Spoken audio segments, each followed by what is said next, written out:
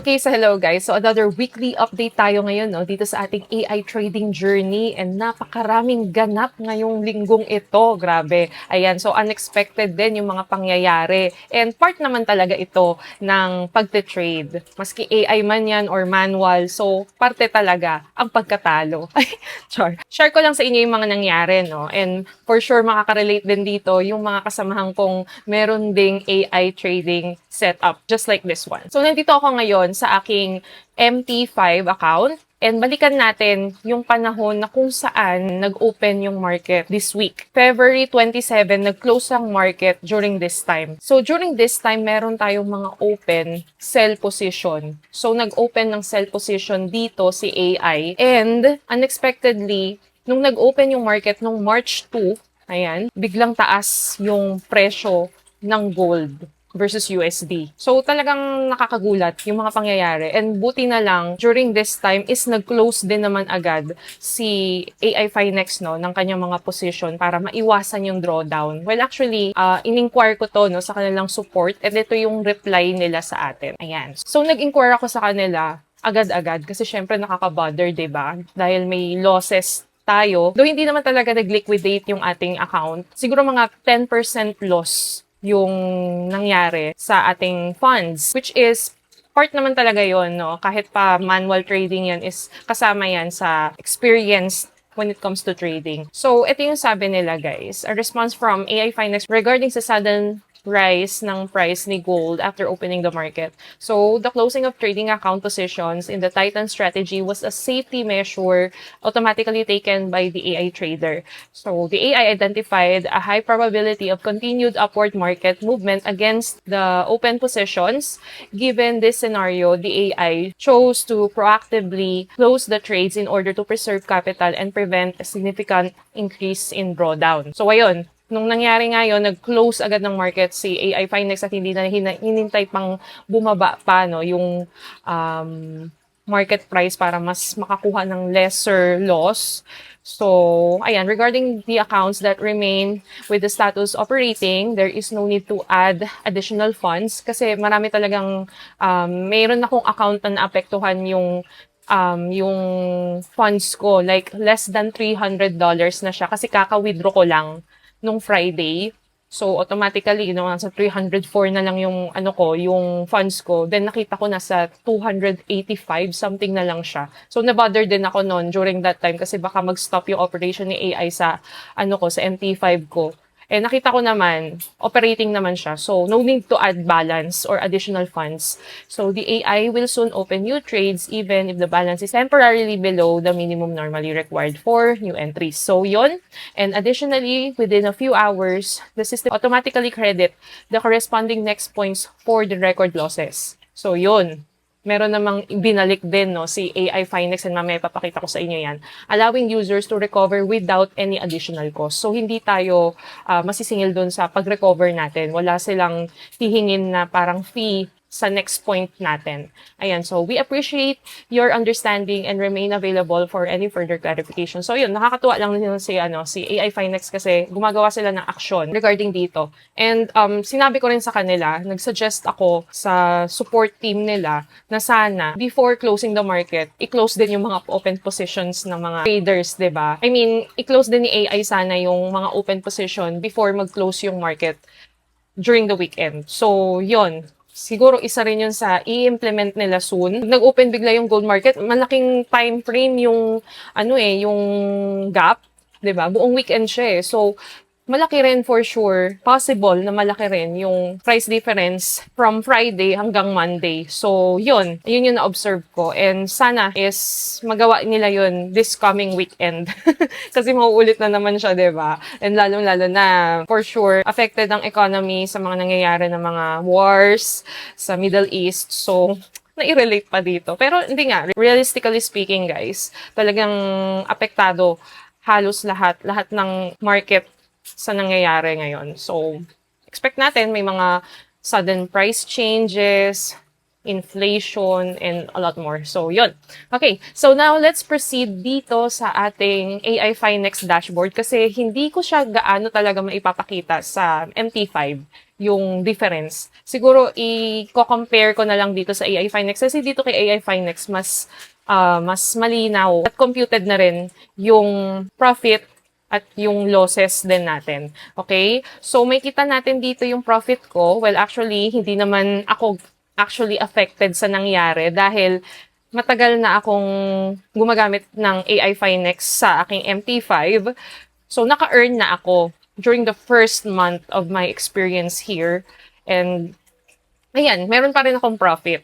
Though siguro sa iba may negative yan, pero eventually makaka-recover din, no? Hopefully, makaka-recover. Okay? So, actually, itong lagay na to naka-recover na nga eh. Oo. Yung from Monday up to now, today is Thursday, nung nag-film ako ng video na to, naka-recover na siya. Unti-unti, pero hindi pa totally. Kasi, kung makikita nyo dito, ang balance ko dito, right before nangyari yon is $304. Kasi kaka-withdraw ko lang. So, nagtira lang ako ng $4 na butal doon sa 300. Yung pinakita kong proof of payment sa inyo last week, ito yon yung aking first, yung Jazel account ko. Ayan. So, 289 na lang siya. So actually nung Monday, nasa 285 lang yan or 280, parang ganun lang siya. So medyo malaki rin no yung naging difference from 304 to 280 something siya. So yun, pero yung profit ko naman is still okay pa rin. While here sa Jazel Gcash kong account, yung pangalawa, nag-deposit talaga ako dito ng 306 something. So during the time nung Monday, less than 306 siya.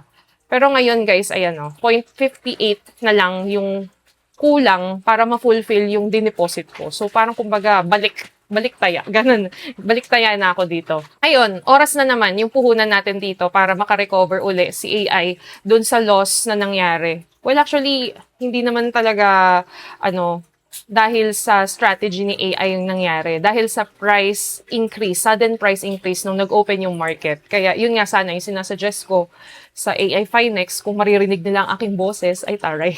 Na sana, i-close nila yung positions sa mga MT5 accounts ng users nila before mag-close ang market ni gold versus USD sa weekend.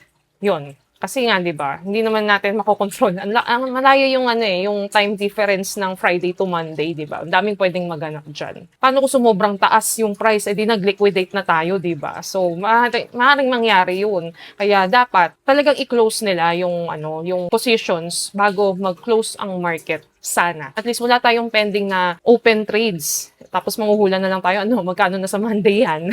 This is the status of my account right now. Well, actually, it's doing fine naman. Kumaga, nasa stage pa rin ako ng recovering my funds. Ayan.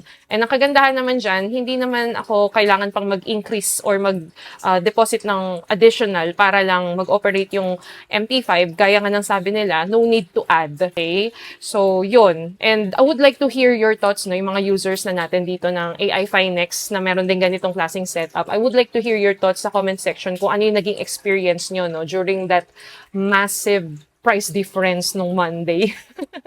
So, kanya-kanya siguro tayo ng experience, di ba? Malamang, lalo na yung mga bago-bagong pumasok lang sa AI Finex, malamang kinabahan sila sa nangyari. Well, that's actually part of trading. Kahit pa automated AI trading yan, actually, mas may risk nga dahil nga mas exposed tayo sa artificial intelligence control.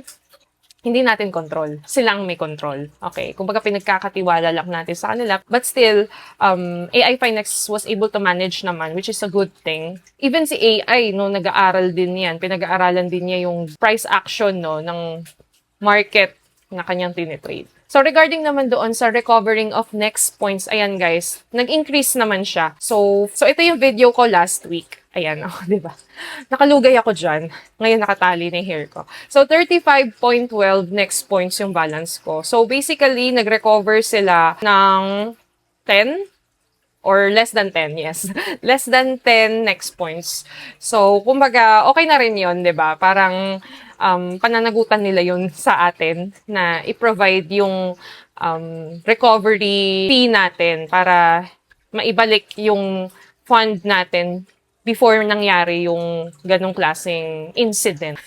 Incident. So, ayan, yun lang naman actually guys yung naging update. And going back naman dito sa ating MT5 account, ito yung nauna kong MT5. Ito na yung status niya as of right now. Okay naman, yung naging history ko habang nagre-recover siya. And actually, $5 yan. Saka MT5 Pro Send po tayo, ayan Okay naman siya. Like, back to normal lang uli yung operation. Wala naman actually nangyari sa operation niya. Ganun pa din. Ang nangyari lang naman is bigla lang nagkaroon ng sudden price change nung nag-open yung market at hindi na-anticipate ni AI yun dahil may naka-open siyang position. So, yun nga. Yun yung sinasabi ko. Dapat i-close yun bago mag-close yung market. Ayan. So, ito na. Yan yung naging status. And actually, it's going pretty well. Malapit na ako mag $290. Magre-recover na uli siya to 304. Ewan ko kung ganito rin guys yung MT5 account ninyo. Kasi yung mga nakikita ko ditong deposit and withdrawal amount, hindi yan accurate. Hindi naman ganyan yung dineposit ko, 363. Hindi naman 363 yung dineposit ko. Ang dineposit ko is only 306. May kita nyo yan dito sa history ko. Ewan ko ba't ganyan nga yung MT5 na account natin. No? Ewan ko kung dito lang sa Mac yan. Ay, hindi nga 304 nga lang yung dineposit ko. Ayan recorded. Bakit dito? Kaya ang nakalagay is 363. Comment down below kung ganyan din sa inyo. Kasi sa mobile, ganyan din. Papakita ko sa inyo yung pangalawa naman. So, ito naman yung pangalawa kong account, si Jazel Gcash. Ayan. So, may kita nyo dito, guys, hindi ako nag-deposit ng 323. Okay? Hindi ako nag-deposit ng 323. Ang dineposit ko lang is ito, 306. Ayun balance deposit. 306 lang. Bakit ba ganyan? Pwede i-comment nyo sa baba, bakit ganito si MT5, no? Hindi accurate yung mga pinapakita nila. At saka ito yung withdrawal. Hindi pa ako nag-withdraw, guys, ha? Hindi ako nag-withdraw dito sa account ko na to kasi may ikikwento rin ako sa inyo regarding sa withdrawal ko dito sa pangalawa kong account. Hindi natuloy yung withdrawal ko dito. So, hindi accurate yung pinapakita kasi hindi nga natuloy. Negative 17 yan, di ba? So, hindi yan yun. So, kaya ayun, wag nyo masyadong pagkatiwalaan yung nakikita nyong numbers, no, dito sa MT5. Kasi baka mamaya kabahan kayo, masyadong malaki yung pinepresent na amount dito sa, sa MT5 compare sa AI Finex. So, kung gusto niyo ng accurate na amount ng inyong profit is dito kayo sa AI Finex dashboard ninyo tumingin. Okay? Huwag doon. Kasi dito talaga may kita nyo agad. Ayan yung profit ko, kabuuan. Ayun yung profit ko dito sa unang account. Ito yung profit ko sa pangalawang account. So, yun. Dito lang kayo mag-monitor sa mismong dashboard lang ni AI Finex. Or, dito rin sa RoboForex, ninyo, dashboard. Ayan, may kita nyo yung totoong balance nyo dyan. Alright, so yun. And right now naman guys, ikwento ko naman sa inyo yung regarding sa attempt kong mag-withdraw via GCash. So naalala nyo 'di ba guys, kaya gumawa ako ng pangalawang MT5 account sa RoboForex. Kasi akala ko may rule si RoboForex na kung ano yung ginamit ko for deposit, yun din ang gagamitin for withdrawal. Mali pala. So, ang nangyari pala is, third party yung nagamit ko doon sa una kong MT5 account. Third party deposit siya, which means hindi siya nakapangalan sa akin. Nakapangalan yun sa asawa ko, yung Binance Pay na ginamit ko. Mahigpit palang pinagbabawal ni RoboForex na gumamit ng account na pang-deposit na hindi under my name. So, dapat kung ano yung pangalan ng account ko sa RoboForex, yun din yung pangalan ng account na ipang-deposit ko. So, ang nangyari ngayon is na-activate yung Anti-Money Laundering Act ni RoboForex, which is yung dineposit ko gamit yung Binance Pay nung asawa ko dito sa una kong account, yung una kong MT5 account, is kailangan i-refund ko din doon sa payment method na ginamit ko na yon. So, which means kailangan ko munang i-fulfill yung $304 na dineposit ko. Kailangan ko siyang maibalik doon unti-unti, kahit unti-unti, okay? Ewan ko na-gets nyo no? So, anti-money laundering kasi ni RoboForex yon para hindi sila magamit as an instrument for money laundering. Ayan, lalong-lalo na, diba? Kaya yung iba dinadaan sa maleta Char! So, iniiwasan nila yung mga ganong instances. So, naunawaan ko na. Ayan kung makikita nyo rito. Kasi nagreklamo ako sabi ko, ayun parekla-reklamo tayo dito guys. I use GCash depositing my funds in this trading account, which is yung pangalawa. Hindi kasi na-fulfill So, nagtaka ako. Parang medyo kinabahan ako ng bagya. So, why don't you allow me to use GCash as withdrawal? Ayan. So, nag-reply na sila niyan. Thank you for contacting RoboForex Payment Department. So, please be informed that use of third-party requisites is prohibited by the clause blah blah blah client agreement. So, ayun. Yun na nga yung kinuwento ko a while ago. Yung third party. Kapangalan siya sa asawa ko, dineposit ko dito, so dapat ibalik ko yung amount na yon doon sa account na yon na ginamit ko, yung Binance Pay ng asawa ko. Once na ma-fulfill ko yung 304 na yon, which is siguro nasa 175 na lang yung kailangan kong ibalik doon sa account na yun for withdrawal dito, is pwede ko nang gamitin yung kahit anong payment method for withdrawal. Yun. So, yun naman pala. So, pwede ka palang gumamit ng any withdrawal or withdrawal payment method basta nakapangalan sa'yo. Nangyari lang yung sa akin kasi third party yung ginamit ko for deposit doon sa una kong MT5 account. So, affected pati yung pangalawa. So, ayun. I hope na gets nyo guys. Kasi meron din nagtanong May nagtanong doon sa previous video ko ba't hindi ko pinakita yung withdrawal ko for GCash. So, inaabangan siguro nga ng mga viewers natin kasi expected nila magwi-withdraw na ako sa pangalawa. So, yun nga. Ito yung nangyari. Hindi nga natuloy. At ayun, in-explain ko na sa inyo kung bakit nangyari ito. So, yun. Meron silang refund system. Ayan Withdrawal is only possible back to Binance Pay through refund system up to deposit amount. Hanggang doon sa 304 na dineposit ko. Pag na-fulfill yun, ayun, pwede ko nang gamitin kahit anong withdrawal payment method basta nakapangalan sa akin. So, yun, ganun din sa inyo guys ha. Pag gumamit kayo ng third party, ganito rin ang mangyayari sa inyo. Dapat ibalik nyo siya doon sa mismong deposit account na ginamit nyo. Okay? Well, actually, guys, yung mga brokers naman, may kanya-kanyang policy sila. So, nagkataon lang na si RoboForex is ganun yung kanyang policy. So, right now, guys, i-share ko lang sa inyo, once again, yung mga update ni AI Finex regarding sa mga bagong brokers po nila, Actually, na-cover ko na to doon sa previous video natin, pero i-summarize na lang natin dito. Okay? So, manual user guide, ito pa din, guys, yung mga updated nilang list of implemented brokers sa kanilang AI trader. Number 1, si RoboForex, Blackbull, PU Prime, and Exness. I believe may isang nag-comment sa isa sa mga video natin na yung PU Prime daw is hindi ina-allow dito sa Pilipinas or not for Filipino users. So, PU Prime. Ayan. So kung ako sa inyo, kung gusto nyo lang mag-try, isa sa mga nire-recommend ko talaga is si RoboForex at saka si Exness. Well, actually, si Exness, ito mataas ang industry tier niya. Nasa SS siya. And si RoboForex is nasa S siya.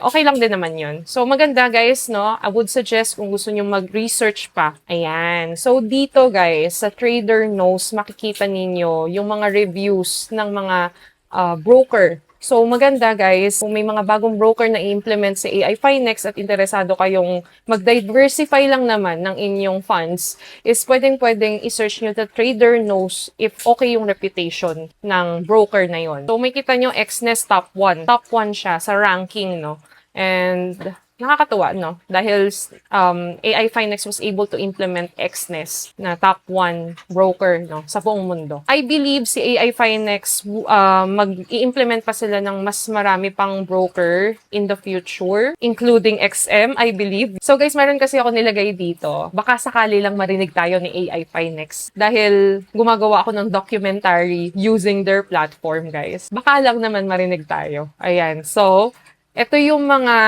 list of brokerage na gusto ng mga viewers natin. Ayan, shout out sa mga viewers natin dyan na nag-comment dito. Ayan, Light Finance, Vantage. Ayan, si Vantage, guys, madalas ko naririnig din to and sikat din ito dito sa Pilipinas. Yan. BT Markets, hindi ko pa to narinig, guys, na si BT Markets. And FBS. Ayan, si FBS, meron akong account niyan. And I had a cooperation with them as well 2 years ago. Sana magkaroon uli.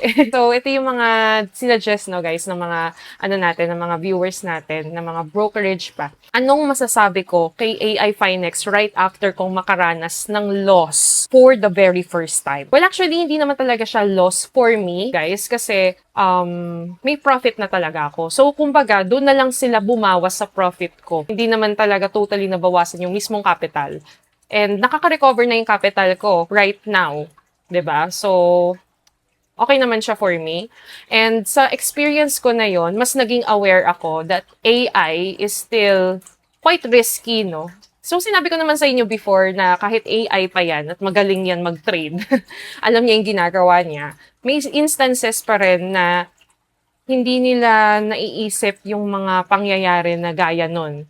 Kasi nakasunod lang si AI sa ngayon sa pattern na sinusunod niya for trading. Kung ma-observe nyo kasi, 'di ba, yung mga ino-open na trade ni AI, hedging kasi siya, 'di ba? Like buy low, sell high, kung makakaroon ng konting capital, close agad. Ganun siya, eh. Ganun yung ginagawa niya. So, ang nakikita kong weakness ng AI trader na to, yung Titan strategy, is sudden price change. Lalong-lalo na pag naka-close yung market, wala siyang authority to control or to close any trades habang close yung market. So, yun yung risk.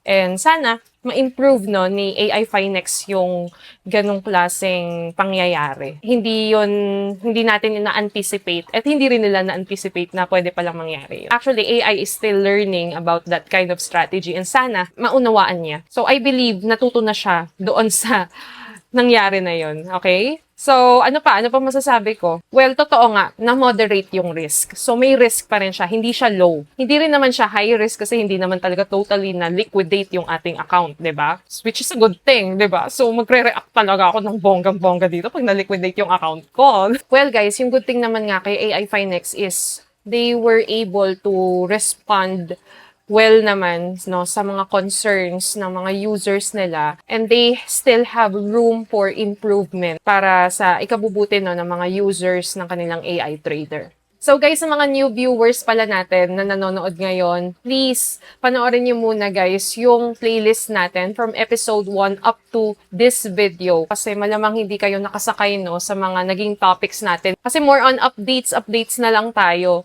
sa mga susunod pang video natin next week, kung ano pa yung mangyayari sa ating AI trading setup. So, yon. And comment below, guys, kung anong masasabi niyo kay AI Finex, yung opinion ninyo regarding sa kanilang AI trader, and kung kumusta yung naging experience ninyo dito during the massive price change nung nag-open yung market. Ayan, sa mga meron ng AI trading setup just like this. Okay? And kung may mga katanungan din kayo, guys, please comment below and susubukan ko mag-reply, guys, lalong-lalo na kung alam ko yung sagot sa inyong katanungan. And hopefully, guys, no, next week is makapag-present uli ako ng proof of withdrawal sa inyo. So, this week lang talaga hindi ako makapag-withdraw kasi below minimum withdrawal amount tayo. Ayan. So, syempre, nagre-recover pa lang. And yes, sana maging okay lahat ng magiging trades pa niya next week. So yun lang naman guys, and thank you so much for watching this video. And kung na-enjoy niyo ito, give this video a like and subscribe to my channel. Click on the notification bell para ma-notify ka sa aking mga uploads. So have a nice day. God bless and goodbye!